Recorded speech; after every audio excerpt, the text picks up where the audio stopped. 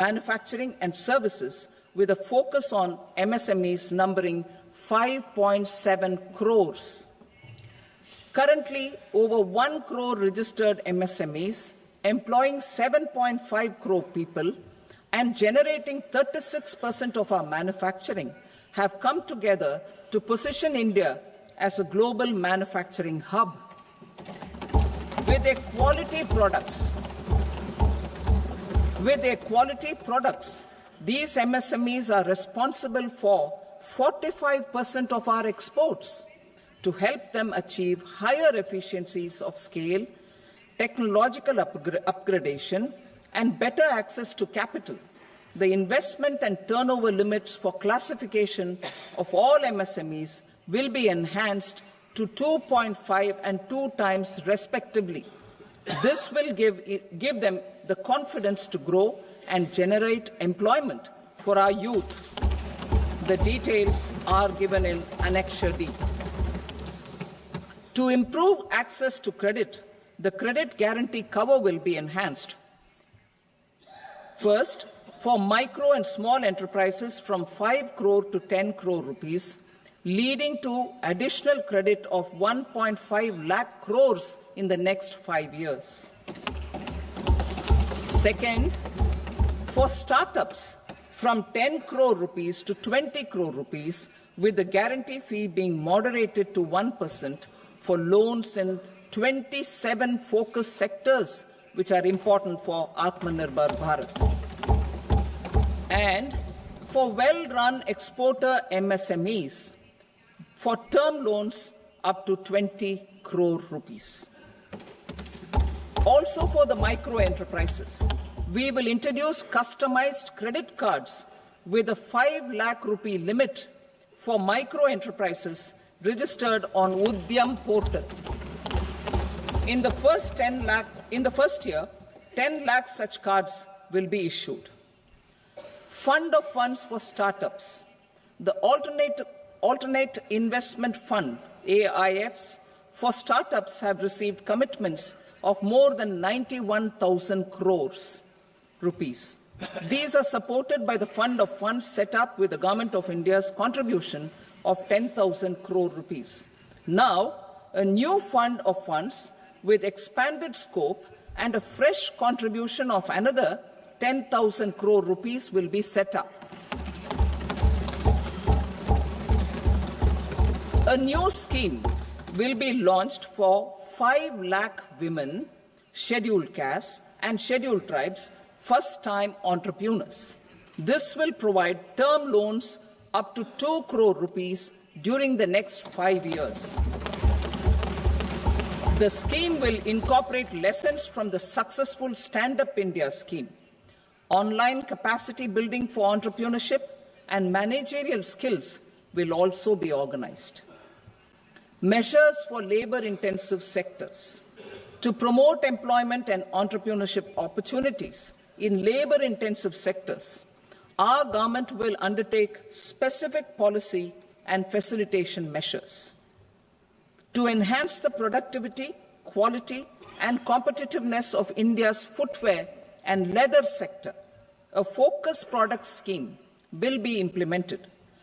The scheme will support design capacity, component manufacturing, and machinery required for production of non-leather quality footwear, besides the support for leather footwear and products.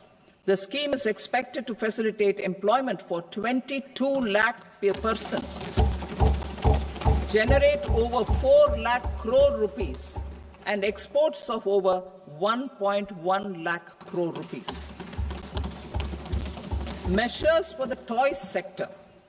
Building on the National Action Plan for Toys, we will implement a scheme to make India a global hub for toys.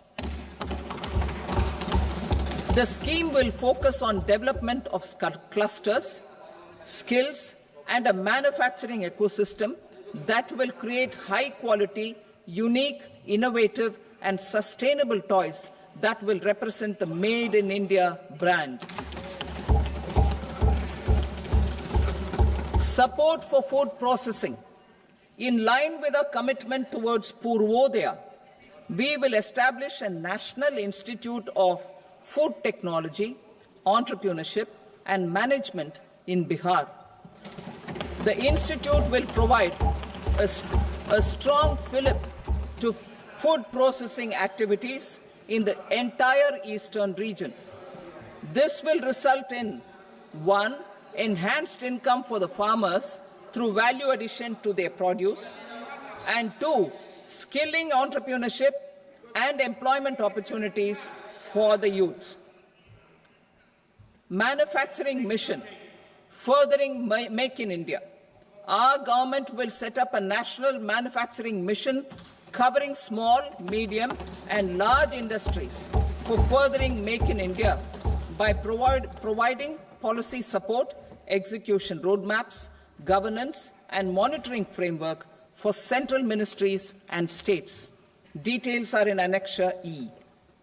Given our commitment to climate-friendly development, the mission will also support clean tech manufacturing. This will aim to improve domestic value addition and build our ecosystem for solar PV cells, EV batteries, motors and controllers, electrolyzers, wind turbines, very high voltage transmission equipment and grid-scale batteries. Investment as the third engine. Now I move to investment as the third engine, which encompasses investing in people, investing in the economy, and investing in innovation. Investing in people. Saksham Anganwadi and Poshan 2.0. Saksham Anganwadi and Poshan 2.0 program provides nutritional support to more than 8 crore children, 1 crore pregnant women and lactating mothers all over the country, and about 20 lakh adolescent girls in aspirational districts and the Northeast region. The cost norms for these nutritional support will be enhanced appropriately. Atal Tinkering Labs. 50,000 Atal Tinkering Labs will be set up in government schools in the next 5 years to cultivate the spirit of curiosity and innovation and foster a scientific temper among young minds. Broadband connectivity to government secondary schools and PHCs. Broadband connectivity will be provided to all government secondary schools and primary health centers in rural areas under the BharatNet project. Bharatiya Bhasha Pustak Scheme. We propose to implement a Bharatiya Bhasha Pustak scheme to provide digital form Indian language books for schools and for higher education. This aims to help students understand their subjects better and in their language. National Centers of Excellence for Skilling. Building on the initiative announced in the July 24 budget, 5 national centers of excellence for skilling will be set up with global expertise and partnerships to equip our youth with the skills required for Make for India, Make for the World manufacturing. The partnership will cover curriculum design, training of trainers, and a skills certification framework and periodic reviews. Expansion of capacity in IITs. Total number of students in 23 IITs has increased 100% from 65,000 to 1.35 lakh in the past 10 years.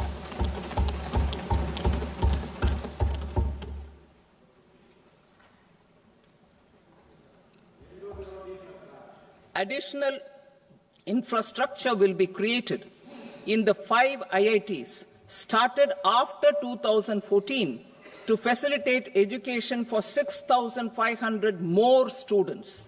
Hostel and other infrastructure capacity at IIT Patna will also be expanded.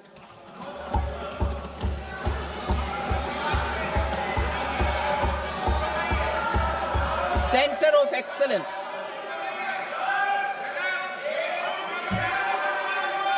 Center of Excellence in AI for Education.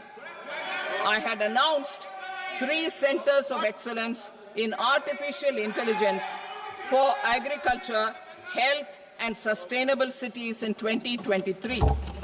Now a Center of Excellence in Artificial Intelligence for Education will be set up with a total outlay of 500 crores.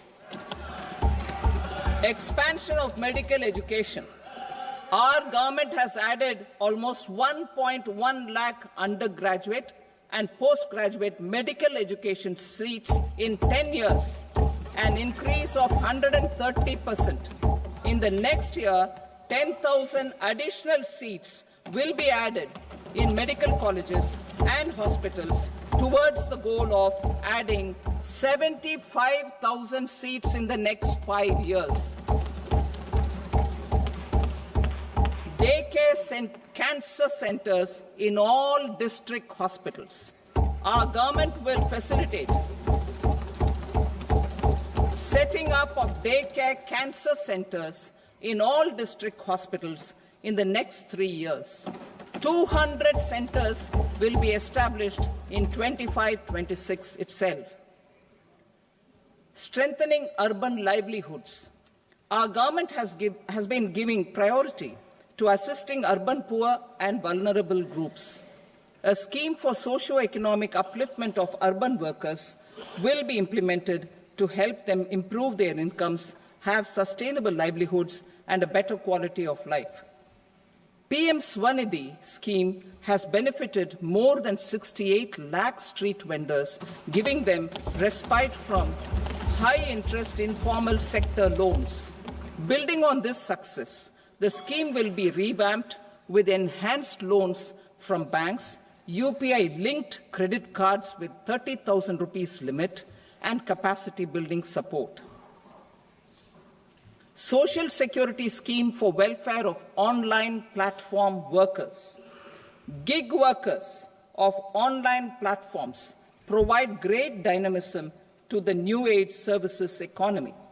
Recognizing their contribution, our government will arrange for their identity cards and registration on the e-Shram portal. They will be provided health care under PM Jan Arogya Yojana. This measure is likely to assist nearly 1 crore gig workers.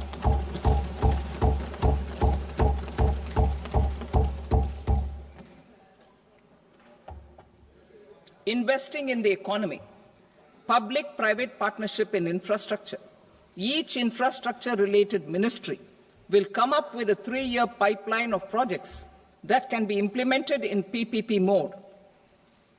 States will also be encouraged to do so and can seek support from the India Infrastructure Project Development Fund, which is a scheme to prepare PPP proposals. Support to states for infrastructure. An outlay of 1.5 lakh crore is proposed for the 50-year interest-free loans to states for capital expenditure and incentives for reforms.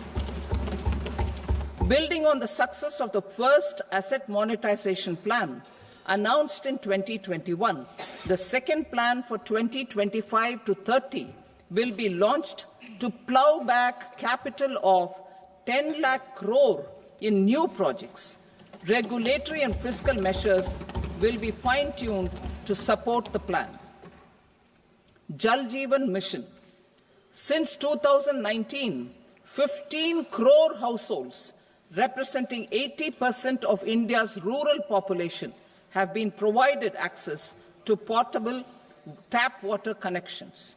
To achieve 100% coverage, I am pleased to announce the extension of this mission until 2028 with an enhanced total outlay. The mission's focus will be on the quality of infrastructure and O&M of rural piped water supply schemes through Jan Bhagidari. A separate MOU or separate MOUs will be signed with the states and union territories to ensure sustainability and citizen-centric water services delivery. Urban sector reforms. Building on the July budget proposals, urban sector reforms related to governance, municipal services, urban land and planning will be incentivized. Urban Challenge Fund. The government will set up an Urban Challenge Fund of 1 lakh crore rupees to implement the proposals for cities as growth hubs, creative redevelopment of cities, and for water and sanitation purposes announced in the July budget. This fund will finance up to 25% of the cost of bankable projects, with a stipulation that at least 50% of the cost is funded from bonds, bank loans, and PPPs. An allocation of 10,000 crore is proposed in 2025-26. Power sector reforms. We will incentivize electricity distribution reforms and augmentation of intra-state transmission capacity by states. This will improve financial health and capacity of electricity companies. Additional borrowing of 0.5% of GSDP will be allowed to states contingent on these reforms. Nuclear energy mission for Vikasit Bharat. Development of at least 100 gigawatt of nuclear energy by 2047 is essential for our energy transition efforts. For an active partnership with the private sector towards this goal, amendments to the Atomic Energy Act and the Civil Liability for Nuclear Damage Act will be taken up. A nuclear energy mission for research and development of small modular reactors with an outlay of 20,000 crore will be set up. At least 5 indigenously developed small modular reactors will be operationalized by 2033. Shipbuilding. The shipbuilding financial assistance policy will be revamped to address cost disadvantages. This will also include credit notes for shipbreaking in Indian yards to promote the circular economy. Large ships above a specified size will be included in the infrastructure harmonized master list. Shipbuilding clusters will be facilitated to increase the range, categories, and capacity of ships. This will include additional infrastructure, facilities, skilling, and technology to develop the entire ecosystem. Maritime Development Fund. For long-term financing for the maritime industry, a Maritime Development Fund with a corpus of 25,000 crore rupees will be set up. This will be for distributed support and promoting competition. This will have up to 49% contribution by the government, and the balance will be mobilized from ports and from private sector. Udaan regional connectivity schemes. Udaan has enabled 1.5 crore middle-class people to meet their aspirations for speedier travel. The scheme has connected 88 airports, and operationalized 619 routes. Inspired by that success, a modified Udaan scheme will be launched to enhance regional connectivity to 120 new destinations and carry 4 crore passengers in the next 10 years. 4 crore additional passengers in the next 10 years. The scheme will also support helipads and smaller airports in hilly, aspirational, and northeast regional districts. Greenfield airports will be facilitated in Bihar to meet the future needs of the state. These will be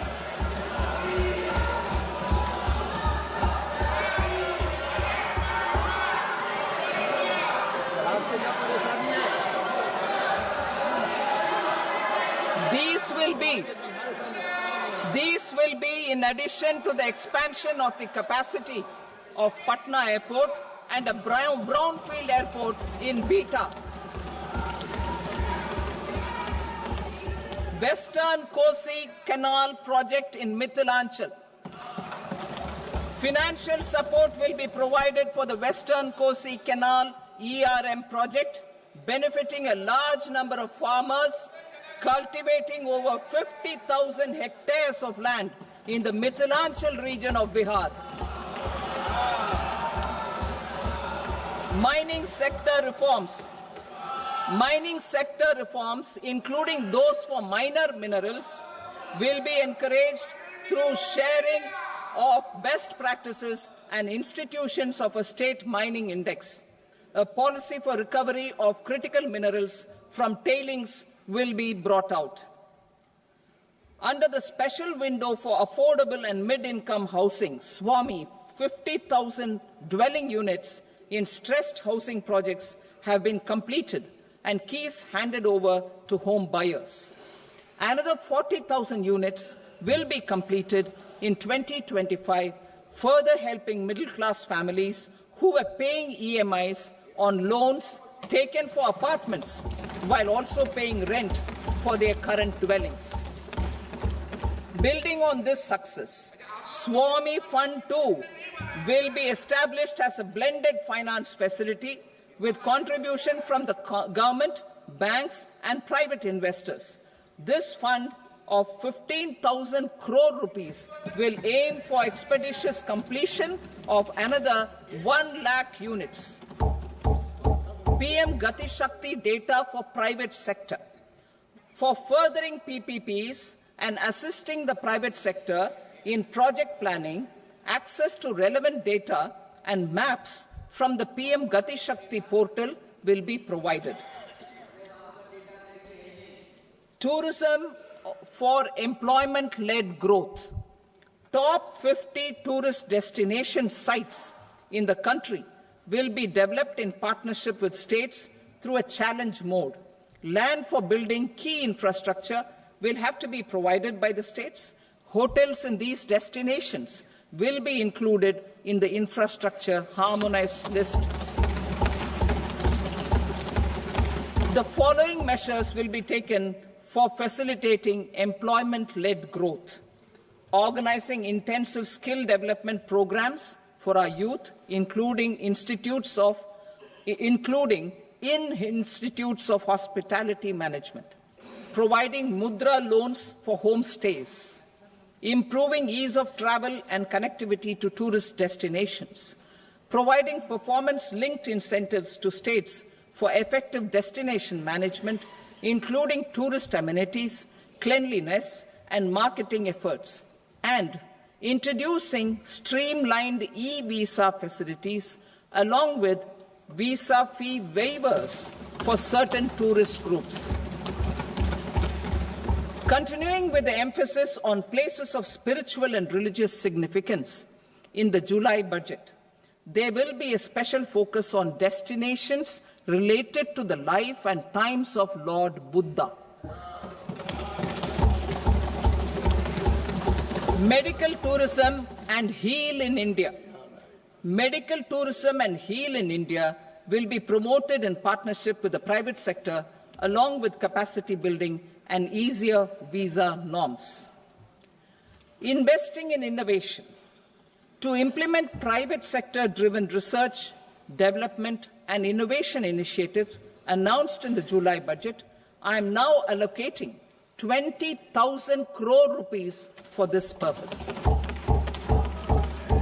A deep tech fund of funds will also be explored to catalyze the next generation startups as a part of this initiative. In the next 5 years, under the PM Research Fellowship Scheme, we will provide 10,000 fellowships for technological research in IITs and IISc with enhanced financial support. The second gene bank with 10 lakh germplasm lines will be set up for future food and nutritional security. This will provide conservation support to both public and private sectors for genetic resources. We will start a national geospatial mission to develop foundational geospatial infrastructure and data. Using PM Gati Shakti, this mission will facilitate modernization of land records, urban planning, and design of infrastructure projects. A Gyan Bharatam mission for survey, documentation, and conservation of our manuscript heritage with academic institutions, museums, libraries, and private collectors will be undertaken to cover more than 1 crore manuscripts. We will set up a national digital repository of Indian knowledge systems for knowledge sharing. Now I move to exports as the fourth engine. We will set up an export promotion mission with sectoral and ministerial targets driven jointly by the Ministries of Commerce, MSME, and Finance. It will facilitate easy access to export credit, cross-border factoring support, support to MSMEs to tackle non-tariff measures in overseas markets. A digital public infrastructure, Bharat Trade Net, for international trade will be set up as a unified platform for trade documentation and financing solutions. This will complement the Unified Logistics Interface platform. The BTN will be aligned with international practices. Support will be provided to develop domestic manufacturing capacities for our economy's integration with global supply chains. Sectors will be identified based on objective criteria. Facilitation groups with participation of senior officers and industry representatives will be formed for select products and supply chains. Through this, there are huge opportunities related to Industry 4.0, which needs high skills and talent. Our youth have both. Our government will support the domestic electronic equipment industry to leverage this opportunity for the benefit of our youth. A national framework will be formulated as guidance to states for promoting global capability centers in emerging Tier 2 cities. This will suggest measures for enhancing availability of talent and infrastructure, building bylaw reforms, and mechanisms for collaboration with industry.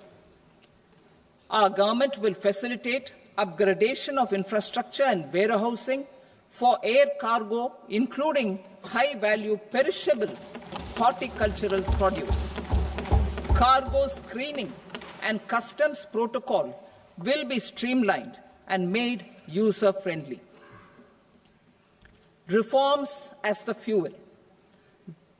Over the past 10 years, our government has implemented several reforms for convenience of taxpayers, such as faceless assessment, 2, taxpayer charter, 3, faster returns, 4, almost 99% returns being on self-assessment, and 5, Vivad Se Vishwas scheme.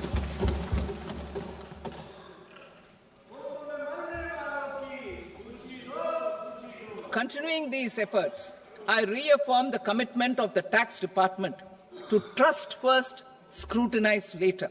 I also propose to introduce the new income tax bill next week.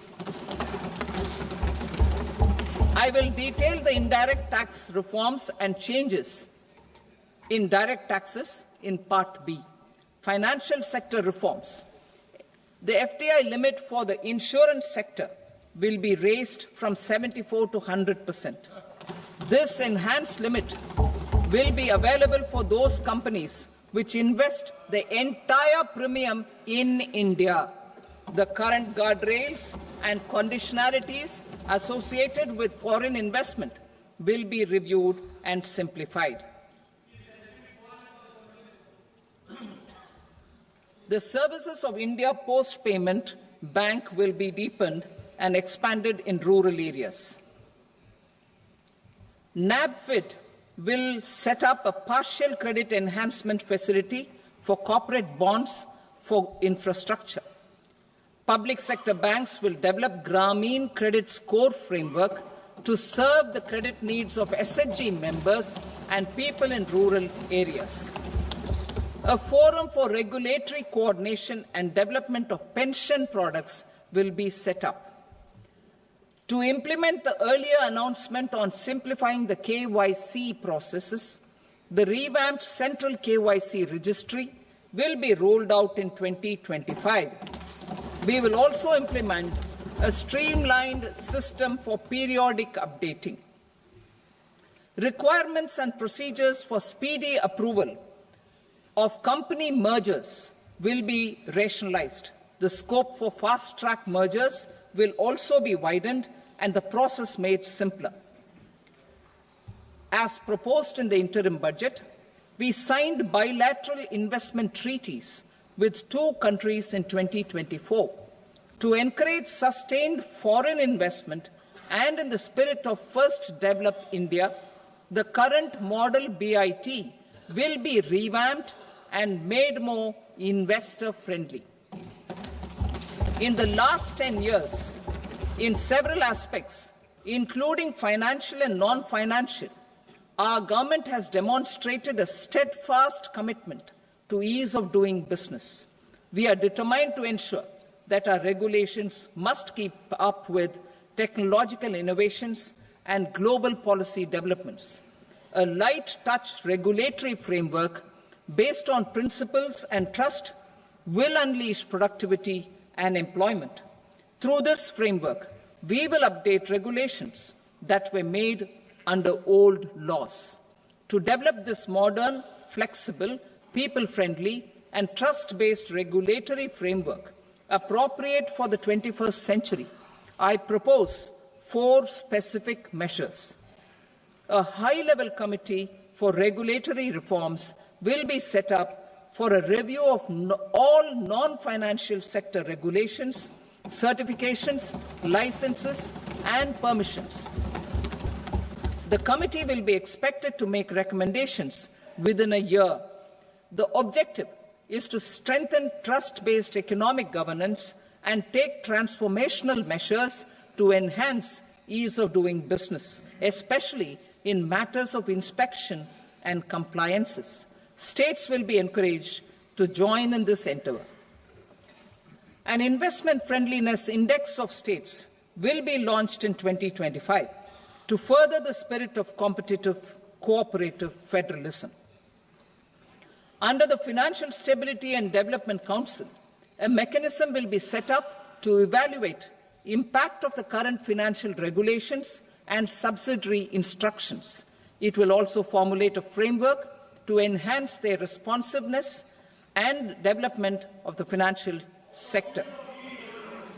In the Jan Vishwas Act 2023, more than 180 legal provisions were decriminalized.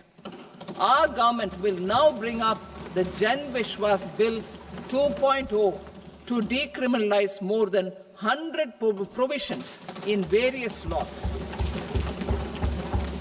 I now move to fiscal policy. In the July budget, I had committed to staying the course for fiscal consolidation. Our endeavour will be to keep the fiscal deficit each year such that central government debt remains on a declining path as a percentage of the GDP. The roadmap for the next 6 years has been detailed in the FRBM statement. Revised estimates for 2024-25. The revised estimate of the total receipts other than borrowings is 31.47 lakh crore rupees, of which the net tax receipts are 25.57 lakh crore rupees. The revised estimate of the total expenditure is 47.16 lakh crore rupees, of which the capital expenditure is about 10.18 lakh crore rupees. The revised estimate of the fiscal deficit is 4.8% of the GDP. Budget estimates for 25-26. Coming to 25-26, the total receipts other than borrowings and total expenditure are estimated at 34.96 lakh crore rupees and 50.65 lakh crore rupees respectively. The net tax receipts are estimated at 28.37 lakh crore rupees. The fiscal deficit is estimated to be 4.4% of GDP. To finance the fiscal deficit, the net market borrowings from dated securities are estimated at 11.54 lakh crore. The balance financing is expected to come from small savings and other sources. The gross market borrowings are estimated at 14.82 lakh crore rupees. I will now move to Part B. Indirect taxes. My proposals relating to customs aim to rationalize tariff structure and address duty inversion. These will also support domestic manufacturing and value addition, promote exports, facilitate trade, and provide relief to common people. Rationalization of customs tariff structure for industrial goods. As a part of comprehensive review of customs rate structure announced in July 2024 budget, I propose to 1. Remove 7 tariff rates. This is over and above the 7 tariff rates removed in 23-24 budget. After this,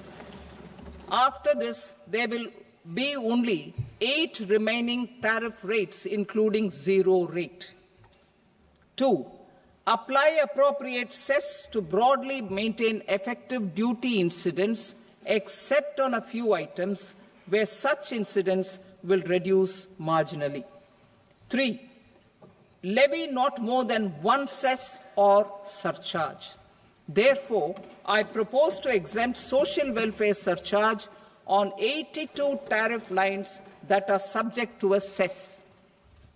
I shall now take up sector-specific proposals.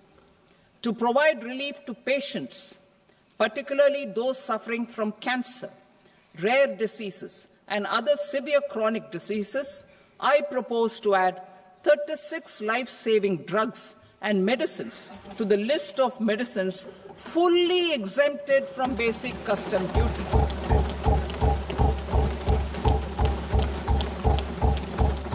I also propose to add 6 life-saving medicines to the list attracting concessional custom duty of 5%. Full exemption and concessional duty will also respectively apply on the bulk drugs for manufacture of the above. Specified drugs and medicines under patient assistance programs run by the pharmaceutical companies are fully exempt from BCD, provided the medicines are supplied free of cost to the patients. I propose to add 37 more medicines along with 13 new patient assistance programs. Support to domestic manufacturing and value addition. Critical minerals. In the July 2024 budget, I had fully exempted BCD on 25 critical minerals that are not domestically available. I had also reduced BCD of 2 other such minerals to provide a major fillip to their processing, especially by MSMEs. Now, I propose to fully exempt cobalt powder and waste, the scrap of lithium-ion battery, lead, zinc, and 12 more critical minerals. This will help secure their availability for manufacturing in India and promote more jobs for our youth. To promote domestic production of technical textile products such as agro-textiles, medical textiles, and geotextiles at competitive prices, I propose to add 2 more types of shuttle-less looms to the list of fully exempted textile machinery. I also propose to revise the BCD rate on knitted fabrics covered by 9 tariff lines from 10 or 20 to 20% or 115 rupees per kg whichever is higher. Electronic goods. In line with our Make in India policy and to rectify inverted duty structure, I propose to increase the BCD on interactive flat panel display from 10% to 20% and reduce the BCD to 5% on open cell and other components. In 23-24 budget, for the manufacture of open cells of LCD, LED TVs, I had reduced the BCD on parts of open cells from 5% to 2.5%. To further boost the manufacture of such open cells, the BCD on these parts will now stand exempted. Lithium-ion battery. To the list of exempted capital goods, I propose to add 35 additional capital goods for EV battery manufacturing and 28 additional capital goods for mobile phone battery manufacturing. This will boost domestic manufacture of lithium-ion batteries, both for mobile phones and for electric vehicles. Shipping sector. Considering that shipbuilding has a long gestation period, I propose to continue the exemption of BCD on raw materials, components, consumables, or parts for the manufacture of ships for another 10 years.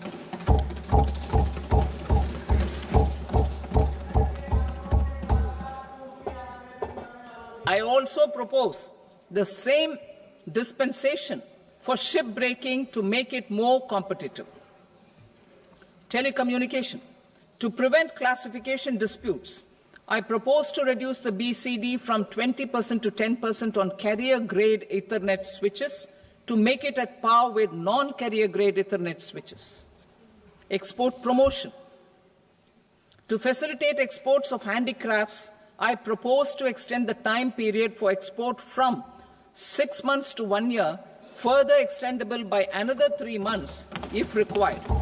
I also propose to add 9 items to the list of duty-free inputs.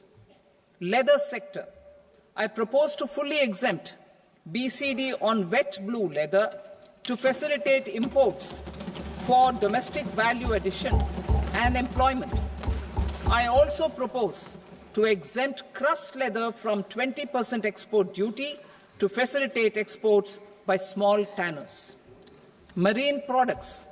To enhance India's competitiveness in the global seafood market, I propose to reduce BCD from 30% to 5% on frozen fish paste, surimi, for manufacture and export of its analog products.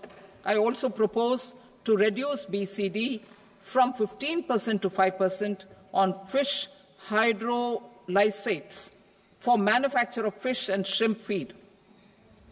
In July 2024 budget, to promote development of domestic MROs for aircraft and ships, I had extended the time limit for export of foreign origin goods that were imported for repairs from 6 months to 1 year and further extendable by 1 year.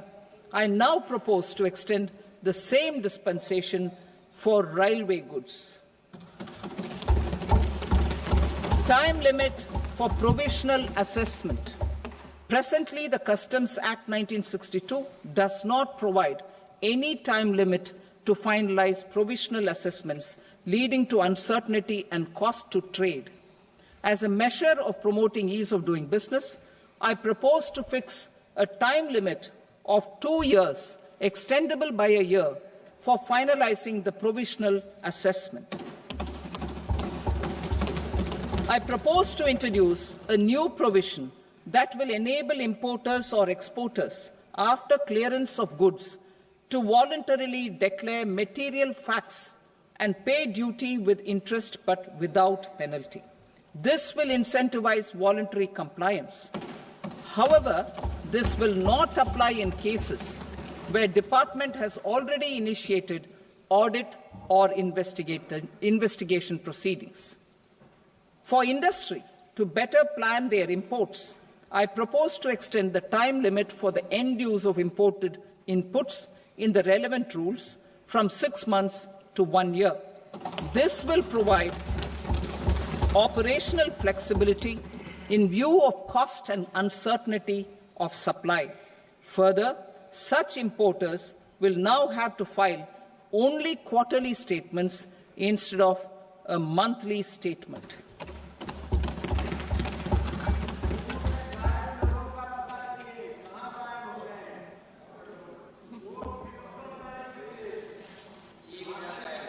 I now come to my direct tax proposals. In Part A, I have briefly underlined taxation reforms as one of key reforms to realize our vision of Vikasit Bharat. In respect of criminal law, our government had earlier ushered in Bharatiya Nyaya Sanhita, replacing Bharatiya Danda Sanhita. I am happy to inform this august House and the country that for new income tax bill will carry forward the same spirit of Nyaya in its drafting as well. The new bill will be clear and direct in text, with close to half of the present law in terms of both chapters and words. It will be simple to understand for taxpayers and tax administrators, leading to tax certainty and reduced litigation. Reforms, however, are not a destination. They are means to achieve good governance for our people and economy. Providing good governance primarily involves being responsive. The Tirukural captures this in verse 542, which reads, "Vaanokki vaazhum ulagallam, mannavan kol nokki vaazhum kudi," meaning, just as the living beings live expecting rains, citizens live expecting good governance. Our government is committed to keeping an ear to the ground and a finger on the pulse and responding while balancing our national building efforts.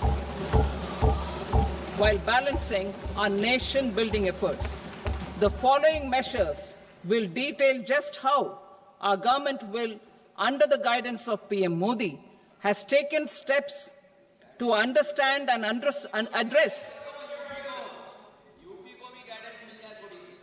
I repeat that sentence, sir. The following measures will detail just how our government, under the guidance of PM Modi, has taken steps to understand and address the needs voiced by our citizens. My tax proposals are guided by this spirit. The objectives of my proposals are as follows. Personal income tax reforms with special focus on middle class. Rationalization of TDS and TCS for easing difficulties. Encouraging voluntary compliance. Reducing compliance burden. Ease of doing business. Employment and investment. I will come to my proposal on personal income tax towards the end. TDS and TCS, rationalization for easing difficulties. I propose to rationalize tax deduction at source, TDS, by reducing the number of rates and thresholds above which TDS is deducted. Further, threshold amounts for tax deduction will be increased for better clarity and uniformity. The limit for tax deduction on interest for senior citizens is being doubled from the present 50,000 rupees to 1 lakh rupees. Similarly, the annual limit of 2.40 lakh rupees for TDS on rent is being increased to 6 lakh rupees. This will reduce the number of transactions liable to TDS, thus benefiting small taxpayers receiving small payments. The threshold to collect tax at source, the TCS, on remittances under RBI's liberalized remittance scheme, the LRS, is proposed to be increased from 7 lakh to 10 lakhs. I also propose to remove TCS on remittances for education purposes, where such remittances is out of a loan taken from a specified financial institution. Both TDS and TCS are being applied on any transaction related to sale of goods. To prevent such compliance difficulties, I propose to omit the TCS. I also propose that the provisions of the higher TDS deduction will now apply only in non-PAN cases.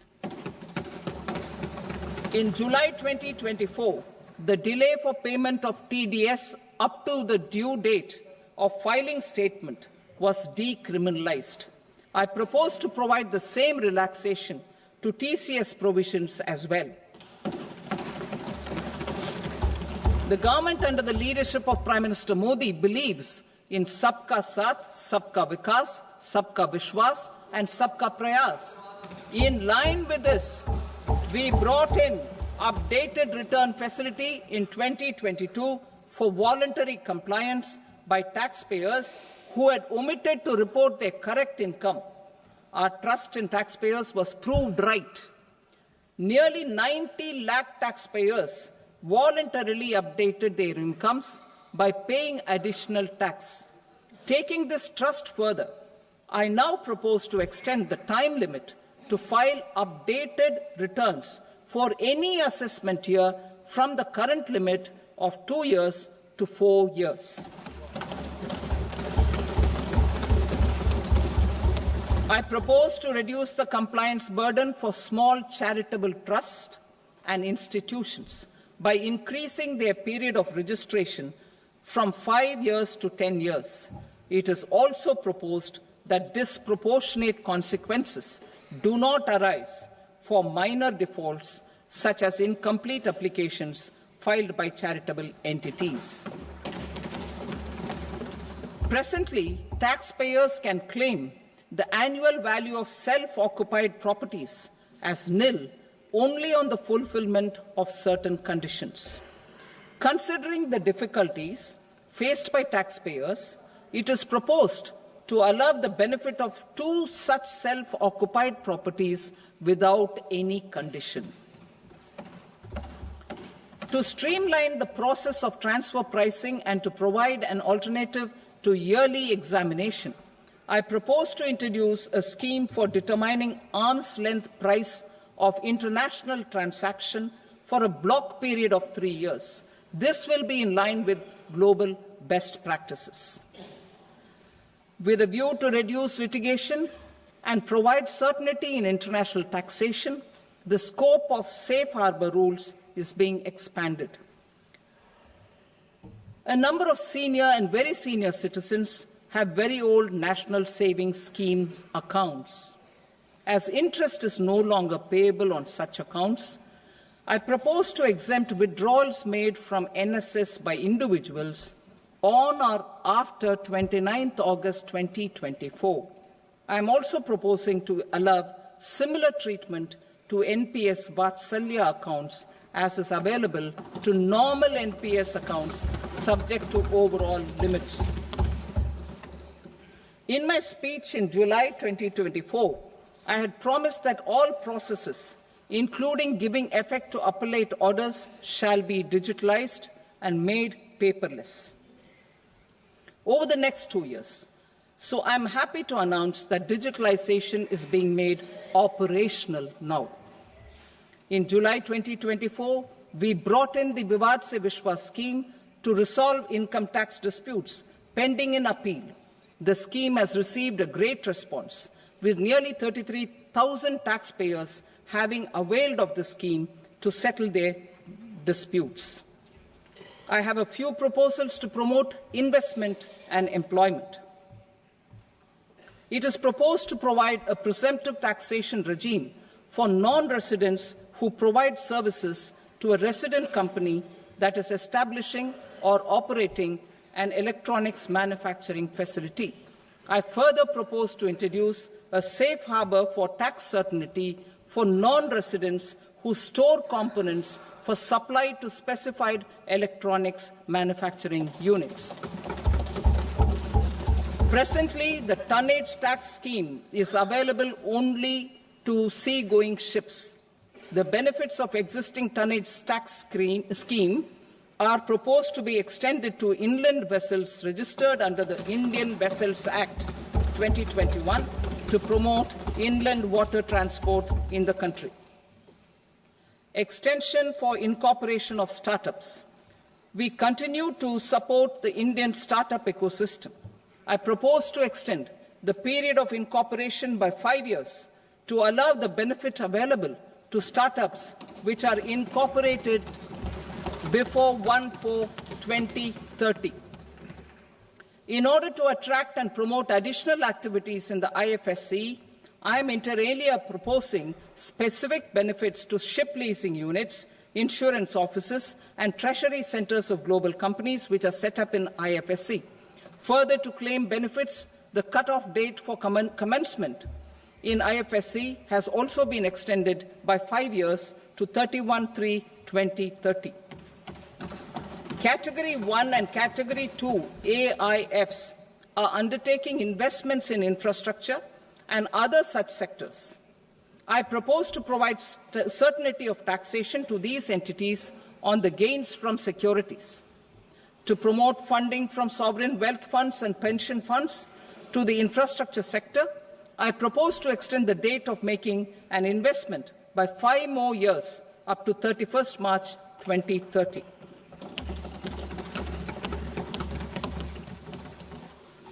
Personal income tax reforms with special focus on middle class. Democracy, demography, and demand are the key support pillars in our journey towards Vikasit Bharat. The middle class provides strength for India's growth. This government, under the leadership of Prime Minister Modi, has always believed in the admirable energy and ability of the middle class in nation building. In recognition of their contribution,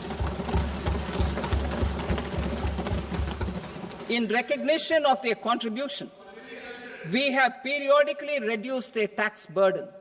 Right after 2014, the nil tax slab was raised to 2.5 lakhs of rupees, which was further raised to 5 lakh rupees in 2019 and to 7 lakh rupees in 2023.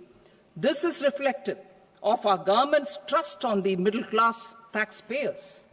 I am now happy to announce that there will be no income tax payable up to income of 12 lakh rupees.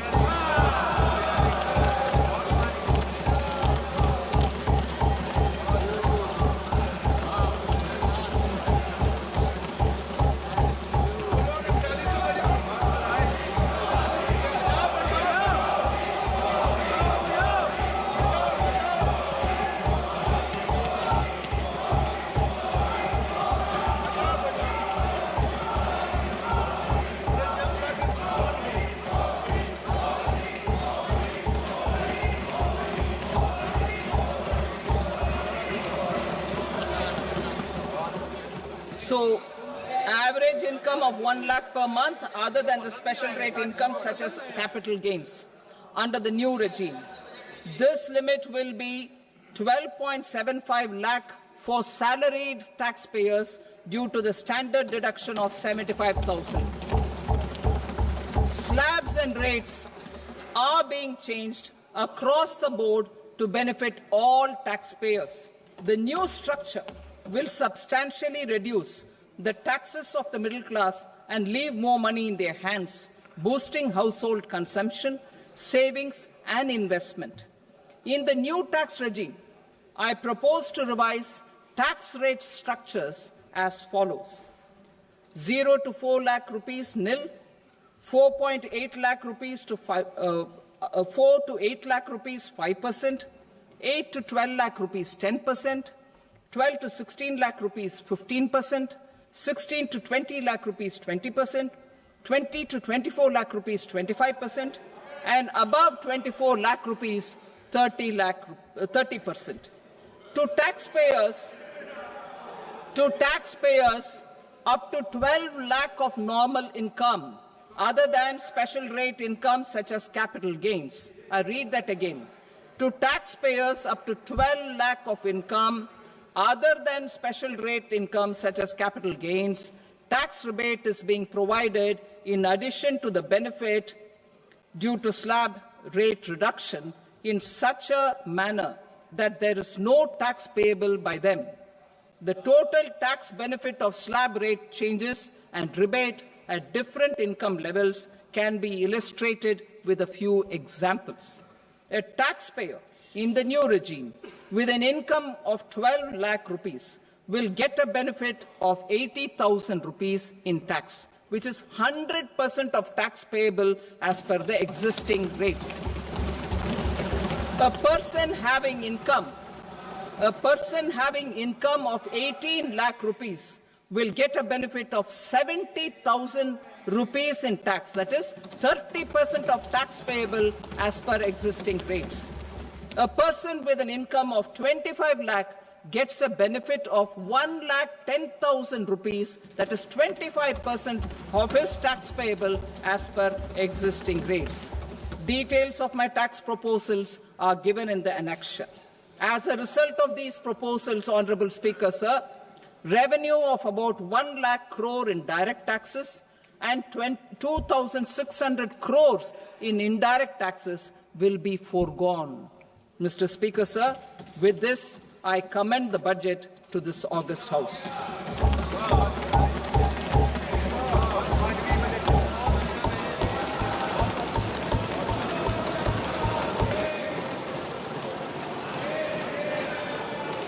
Item number 2, Srimati Nirmala Sitharaman. Sir, with your permission, I rise to lay on the table the following statements under Section 3(1) of the Fiscal Responsibility and Budget Management Act 2003. Medium-term fiscal policy cum fiscal policy strategy statement and macroeconomic framework statement. Item number 3, Srimati Nirmala Sitharaman. Sir, with your permission, I rise to move for leave to introduce the Finance Bill 2025. प्रश्न ये है कि विधेयक को पुनर्स्थापित करने की अनुमति प्रदान की जाए। जो सदस्य इसके पक्ष में हाँ कहें, जो सदस्य विरोध में ना कहें, मेरे विचार में निर्णय हाँ वालों के पक्ष में हुआ, हाँ वालों के पक्ष में अनुमति प्रदान की जाती है। माननीय मंत्री जी, अब विधेयक को पुनर्स्थापित करें। Sir, I introduce the bill. Thank you. सभा की कार्रवाई सोमवार दिनांक 3 फरवरी 2025 को प्राप्त 11 बजे तक के लिए स्थगित की जाती है।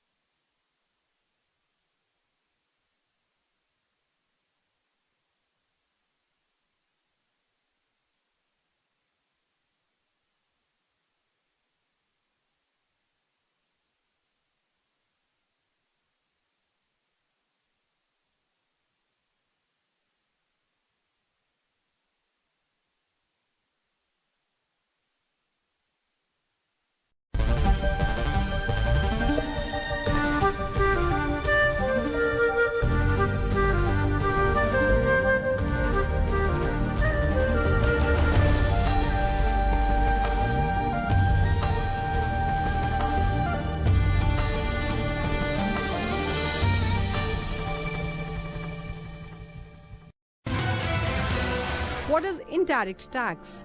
In the case of indirect tax, the burden of tax can be shifted by the taxpayer to someone else. Indirect tax has the effect of raising the price of the products on which they are imposed. Customs duty central excise, service tax and value-added tax are examples of indirect tax.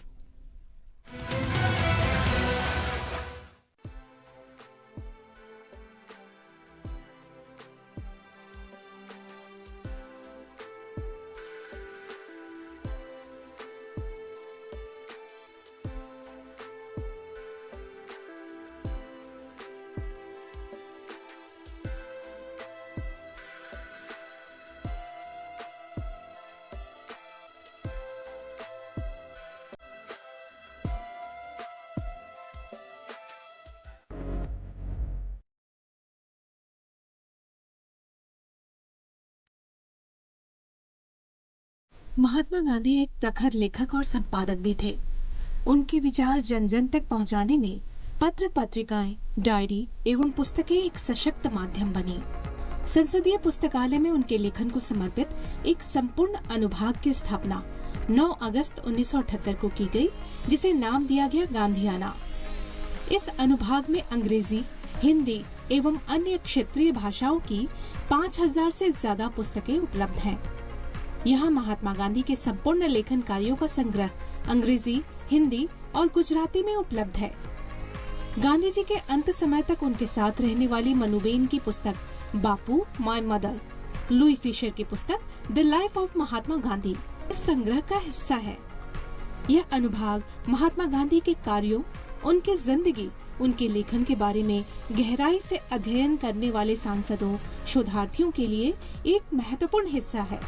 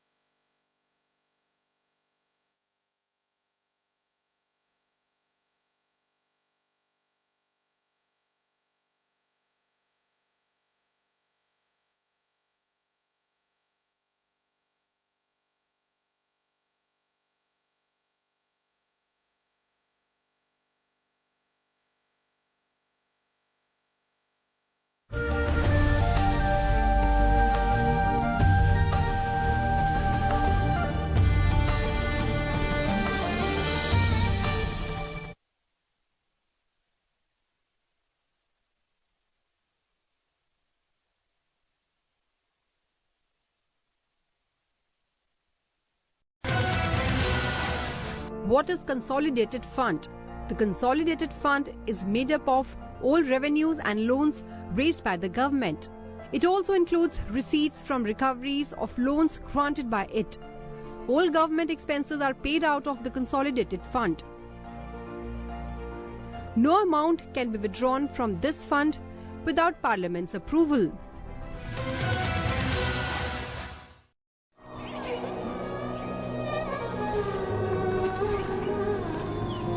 भारतीय सनातन संस्कृति का महाआयोजन महाकुंभ इस बार मात्र आध्यात्मिक, सांस्कृतिक, आस्था व श्रद्धा को ही समर्पित नहीं होगा। इस महाकुंभ इस बार विश्व देखेगा भारत की डिजिटल शक्ति, प्रबंधन शक्ति, पर्यावरण संरक्षण और लोक संस्कृति।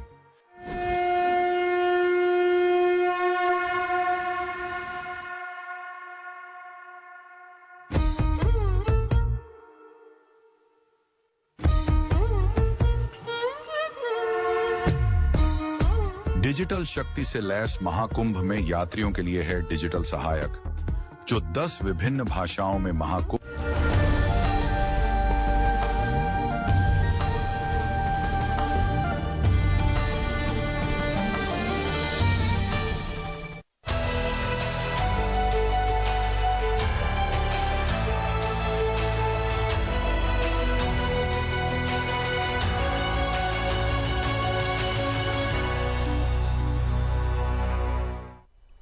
Good afternoon, viewers. Welcome to this post-budget analysis telecast on Sunset TV. I am Tina Jha. With me is my colleague Manoj Verma.